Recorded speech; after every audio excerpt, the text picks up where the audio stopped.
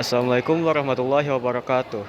Kali ini kami dari kelompok 3 kelas 15 akan mewawancari Bapak Yusuf seputar tentang perubahan iklim dan gaya hidup berkelanjutan. Baik. Yang pertama, perubahan iklim adalah perubahan yang terjadi pada suhu dan pola cuaca dalam jangka panjang. Perubahan ini terjadi secara alami, tetapi setelah revolusi industri, aktivitas manusia telah menjadi penyebab utama perubahan iklim. Menurut Bapak, faktor apa saja yang menyebabkan perubahan iklim tersebut, Pak? Oke, saya akan coba menjawab. Sebenarnya eh, perubahan iklim itu sudah dikhawatirkan banyak pihak ya sejak era abad ke-20-an, karena saat itu industri apapun bentuknya sudah berkembang pesat di berbagai belahan dunia yang berdampak pada pemanasan global karena banyaknya terjadi pencemaran, baik pencemaran udara, laut, tanah ya. Nah, perubahan iklim yang kadang lepas dari prediksi manusia itu disebabkan yang saya sebutkan tadi secara umum akibat pemanasan global. Pada dasarnya kalau kita mencari siapa pihak yang patut dipersalahkan dan harus bertanggung jawab, ya kitalah sebagai manusia. Karena peran aktif manusia dalam kehidupan ini, terutama ketika sebuah negara atau sebuah komunitas masyarakat mengadakan aktivitas yang sifatnya memakai dan menggunakan hasil alam secara tidak langsung ataupun tidak langsung, itu sedikit banyak merusak alam. Apalagi ketika industri atau aktivitas yang menggunakan hasil alam itu tidak dibarengi dengan, misalnya ya, kalau industri hutan pastikan memanfaatkan hasil hutan seperti pohon, penebangan. Nah, seharusnya diimbangi dengan reboisasi.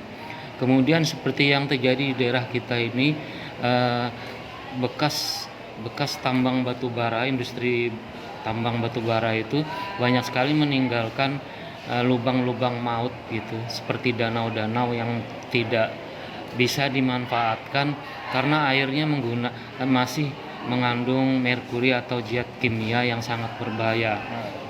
Jadi intinya manusia juga lah yang perlu bertanggung jawab atas perilakunya tersebut, Pak. Betul, manusia ya.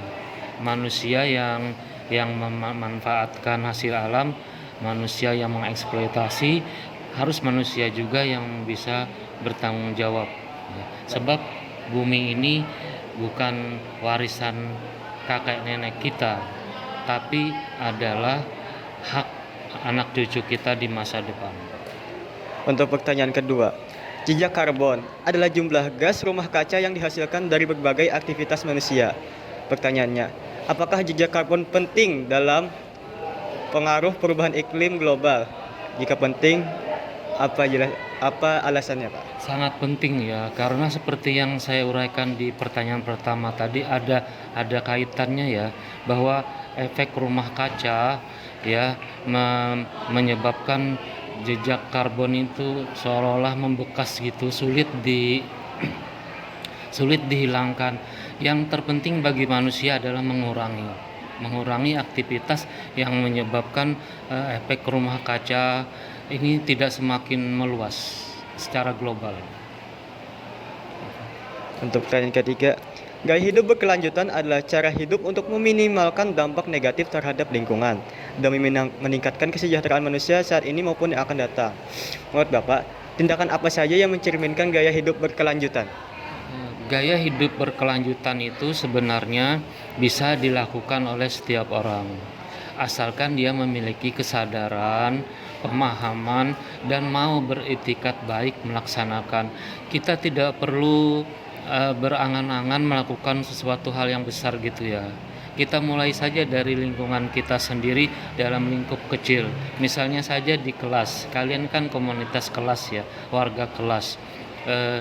di kelas itu kalau kalau kotor misalnya, sampah berserakan, hal yang paling sangat berharga dilakukan siswa adalah membersihkan kelas itu dari sampah-sampah yang berserakan. Kemudian sampah itu dibuang di tempatnya.